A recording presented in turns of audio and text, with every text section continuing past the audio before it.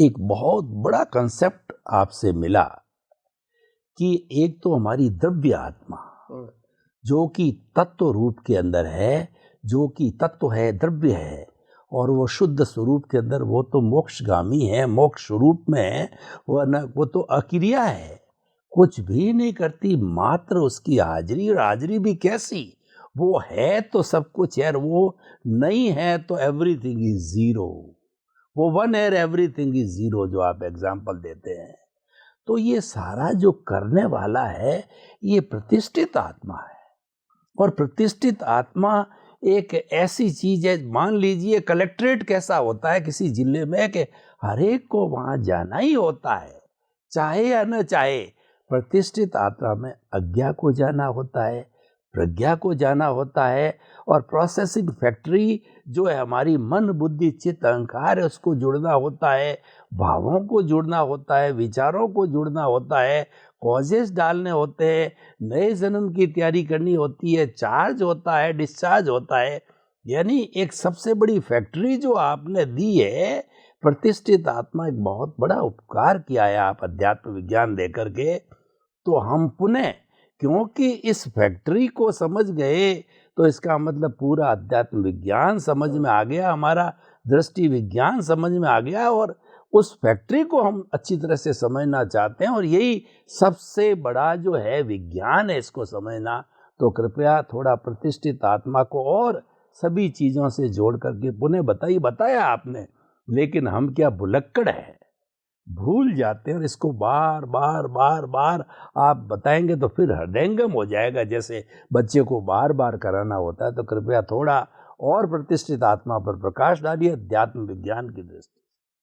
सबसे बड़ी बात यह है कि आध्यात्म विज्ञान के अंदर जो प्रतिष्ठित आत्मा की जो शोध है, रिसर्च, वो दादा भगवान की है।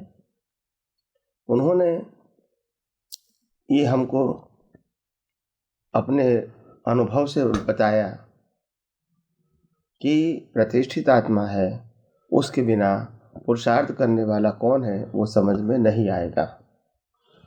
उससे पहले धर्मों के अंदर शरीर और आत्मा दोनों की ही बात होती रहती थी, और आज भी होती रहती है।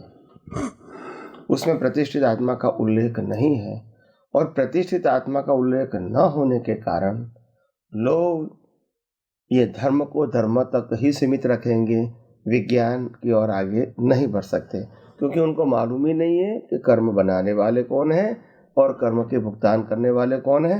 वो लाइन ऑफ डिमार्केशन है ही नहीं। आज हमारे धर्मगुरु भी यही कहेंगे कि भुगतान भी आपको करनी है मनोचन काया से, और वही मनोचन काया से आपको नए कर्म भी बनाने हैं। यानी उनके पास कोई डेफिनेशन जैसी चीज नहीं है, रैंडम किताबों की पढ़ी बातें वो बताते हैं। एनीवे, तो प्रतिष्ठित आत्मा जो दादा भगवान की अनुभव की एक खोज है, उससे पहले जैन धर्म में बहिरात्मा, अंतरात्मा और परमात्मा ऐसी बातें बताई गई थी। 3 प्रकार की आत्मा, बहिरात्मा, अंतरात्मा और परमात्मा। मगर उस समय अंतरात्मा का मतलब प्रतिष्ठित आत्मा या पुरुषार्थ करने वाला या कर्म बांधने वाला, ऐसी बात समझ में नहीं आई थी। शब्द था मगर मीनिंग नहीं है। मीनिंग का मतलब होता है, meaning is only express by the experience person. शब्द तो आएंगे, मीनिंग नहीं आएगा, क्योंकि अनुभव नहीं है ना, तो एक्सप्रेस कैसे करेंगे। तो ये दादा भगवान की सबसे बड़ी खोज है। मगर उनकी परंपरा में भी धीरे धीरे जो उनकी फर्स्ट जनरेशन है, उन्होंने प्रतिष्ठित आत्मा की वैल्यू खत्म कर दिया। बिना प्रतिष्ठित आत्मा कोई भी प्रकार का ज्ञानी, अज्ञानी, विज्ञानी और केवल ज्ञानी पुरुषार्थ नहीं कर सकते हैं। तो बात समझनी पड़ेगी, गोल गोल नहीं चलेगा, ये सर्कल सर्कल राउंड राउंड नहीं चलेगा। और इसीलिए बात बिल्कुल क्लियर है। हमको सिंपल भाषा में जिस प्रकार से मैं समझा रहा हूँ, आप समझने की कोशिश भी कर रहे हैं। तो इसीलिए प्रतिष्ठित आत्मा हमारे जीवन में बहुत इंपॉर्टेंट रोल है। इसको समझना बहुत हमारे सौभाग्य की बात है। आज तक ये प्रतिष्ठित आत्मा शब्दों को किसी ने हाईलाइट नहीं किया, और ज्ञानी पुरुष दादा भगवान ने इसको हाईलाइट किया, मगर उसके जाने के बाद लोगों की सोच में प्रतिष्ठित आत्मा की वैल्यू नहीं रही, धीरे धीरे वो उनकी वैल्यू लोगों के मन में समाप्त हो गई, क्योंकि वक्ता ही जब बात करेंगे ऐसी तो क्या करोगे। एनीवे, तो हमको तो बात सिद्धांत से समझनी है कि प्रतिष्ठित आत्मा से ही पुरुषार्थ होता है, चाहे संसार के प्रति चाहे मुक्ति के प्रति, और वहाँ ही हमारी जागृति होनी चाहिए। मन वचन काया के ऊपर जागृति नहीं रहेगी तो चलेगा, क्योंकि उसका कंट्रोलर, क्रिएटर, ऑपरेटर, डिस्ट्रॉयर कुदरत है। प्रतिष्ठित आत्मा का कंट्रोलर कुदरत नहीं है, आप खुद हो। आई एम, मैं हूँ, वो कहता है। तो आइए हम आध्यात्म विज्ञान के माध्यम से यथार्थ रूप से प्रतिष्ठित आत्मा और प्रकृति को समझने की कोशिश करें। राजा भगवान ने हूँ बाबू ने मंगलदास कहा है, वो भी यही मीनिंग है। मिकेलेकन चेतन, मिश्र चेतन, शुद्ध चेतन, वो भी यही बात है। यानी शब्द अलग अलग है, मीनिंग एक ही है। तो आइए हम सब विज्ञान को और गौर दृष्टि से समझने की कोशिश करें और हमारी दृष्टि को और विशाल बनाएं, ताकि हम इस विशाल दृष्टि के अंदर विज्ञान के माध्यम से बहुत सारी अज्ञानता को स्वाहा कर सकें। आपने 2-3 बातें बताई, और ऐसी प्राय बताई जाती है कि एक तो शरीर है, एक आत्मा है, उसके बीच में जो आता है वो मिश्र चेतन है। कुछ उसको अज्ञान कहते हैं, कई उसको राग द्वेष कहते हैं, कई इसको पुण्य पाप कहते हैं, कोई अदृष्ट कहते हैं, कोई कर्म रज कहता है, कोई कर्म फल, किसी अलग अलग रूप में हर एक दर्शन में ये बात, बीच वाली बात बताई जाती। माया कहते हैं कि वो छूटने नहीं देती है, तो प्रकृति और पुरुष के बीच में भी माया बताई जाती है। तो कुल मिलाकर के तीनों बातें हैं। तो जो दादा भगवान की बात चली थी, तो मैं बाबा मंगलदास हूँ, बाबा मंगलदास एक स्पेसिफिक टर्म्स है जो प्राय लोग नहीं समझ पाते हैं कि हूँ और बाबा और मंगलदास तीनों शब्द है बड़े, जो कहना चाहिए कि लोगों की समझ के परे है। तो इन तीनों शब्दों को आप जो है आपके अध्यात्म विज्ञान की दृष्टि से और आपके सेंट्रल पॉइंट की दृष्टि से कृपया थोड़ा समझाइए, ताकि क्या ये लोग, ये शब्द आता है, ये दादा वाणी में भी आता है, अक्रम विज्ञान में भी आता है, तो कई बार समझ में नहीं आता, प्रश्न करते रहते हैं लोग। कृपया खुलासा कीजिए। हूँ बाबो अने मंगलदास, ये तीनों शब्द जो है वो दादा भगवान के अनुभव से निकला है, और ये अनुभव के आधार से उनको जागृति आ गई कि आखिर ये तीनों का मीनिंग क्या है। The same person but they use the 3 words eight A time in a different kind of understanding. अलग अलग सोच के लिए एक ही व्यक्ति एक ही समय पे अलग अलग शब्द का प्रयोग करता है और आदमी समझ जाता है। तो 3 शब्द प्रयोग करने से क्या फायदा होता है और क्यों ऐसा करते हैं?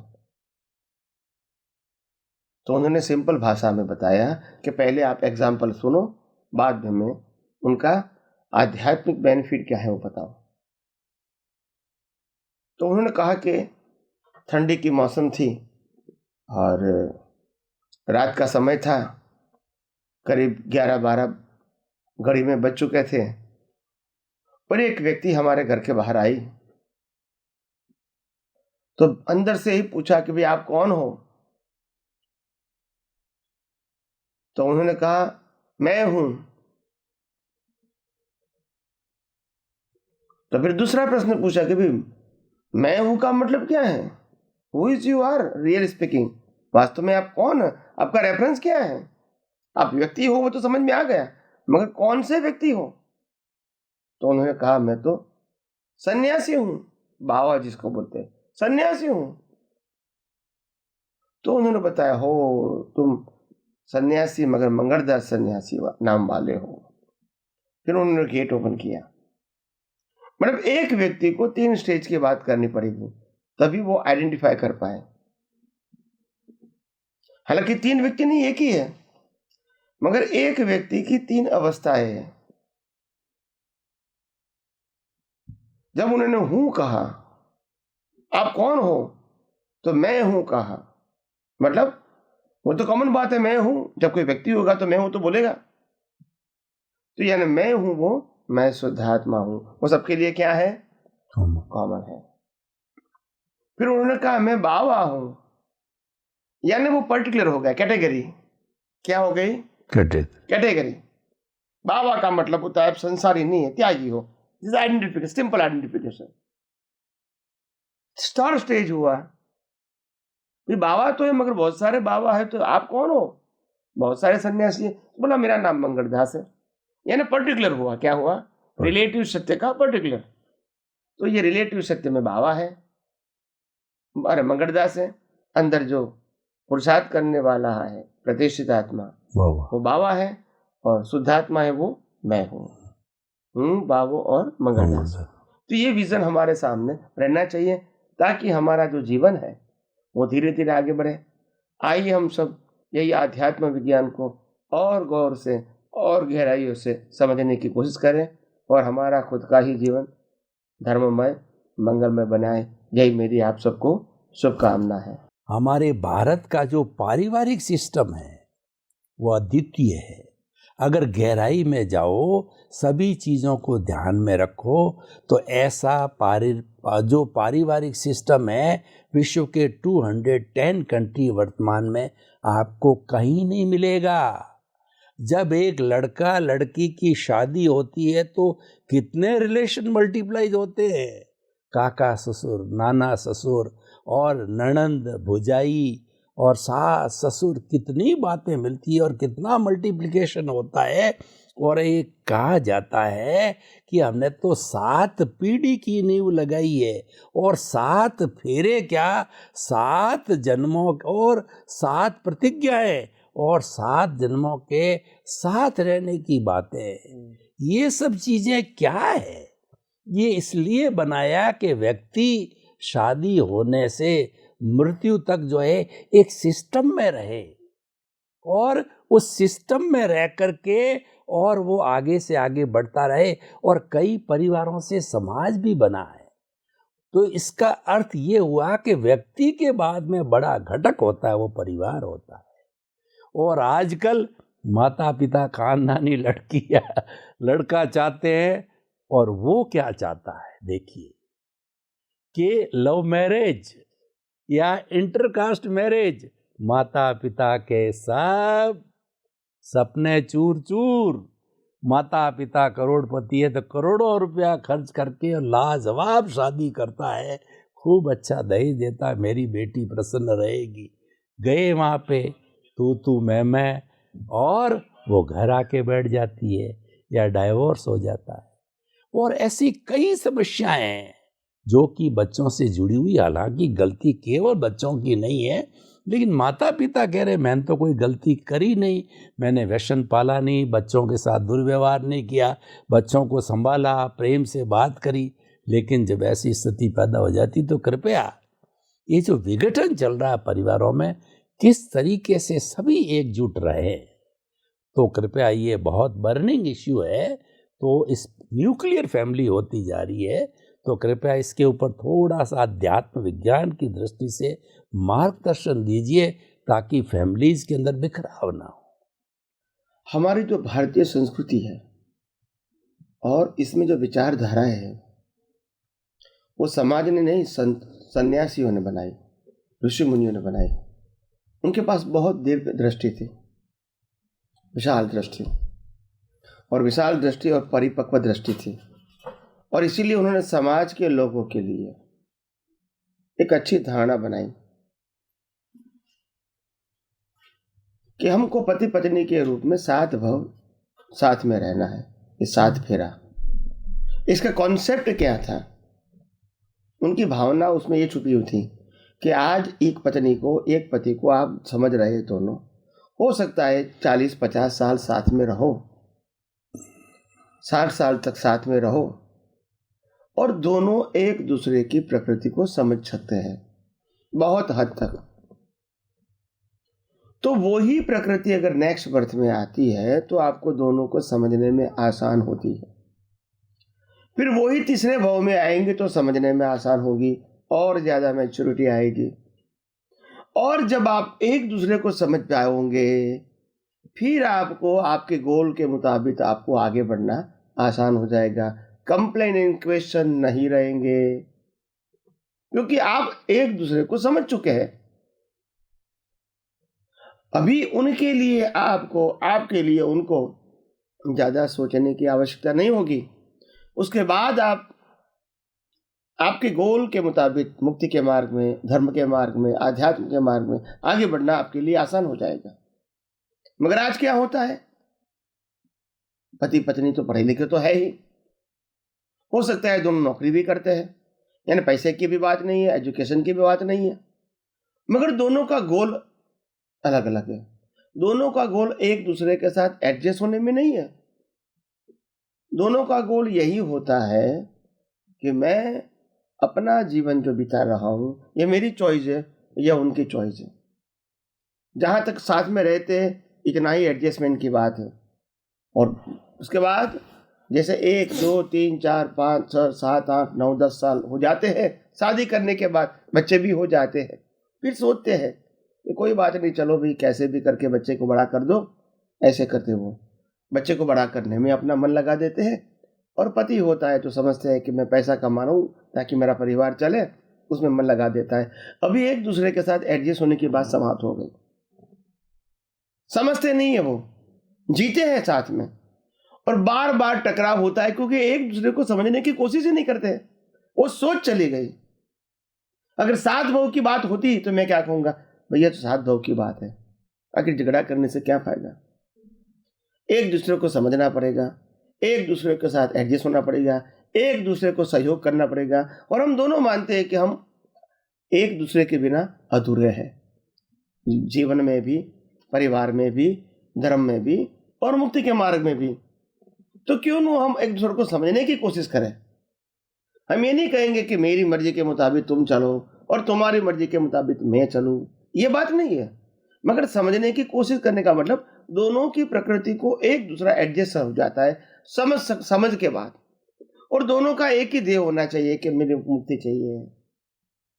एक दूसरे को कंप्लेन ना करके एडजस्ट होकर जीना है, जीवन के अंतिम सांस तक जीना है। हो सकता है सुख दुख का संजोग आ सकता है, फिजिकली, मेंटली, इकोनॉमिकली प्रॉब्लम्स आ सकते हैं, हमको तो एडजस्ट होकर ही जीना है। एक दूसरे जीवित व्यक्ति के साथ एडजस्ट होकर जीवन जीना है।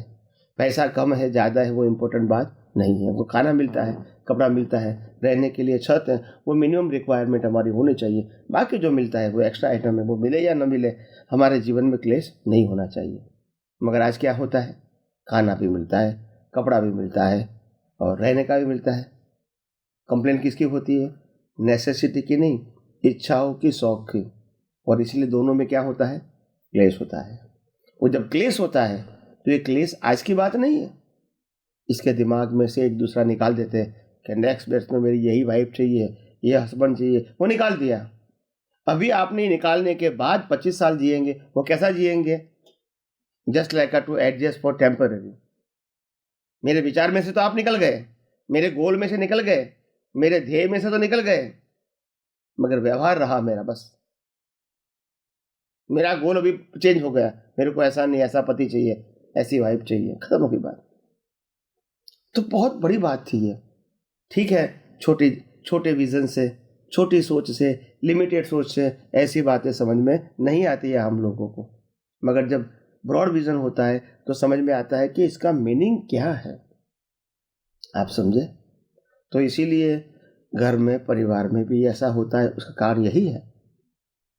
और पहले ज़माने में ऐसे करीब 100, 200, 300, 400, 500 साल पहले की बात करेंगे तो पति पत्नी को एक तो मालूम है कि हमको पूरी ज़िंदगी साथ में ही बिताना है, और इसीलिए अलग होने का तो सवाल है ही नहीं।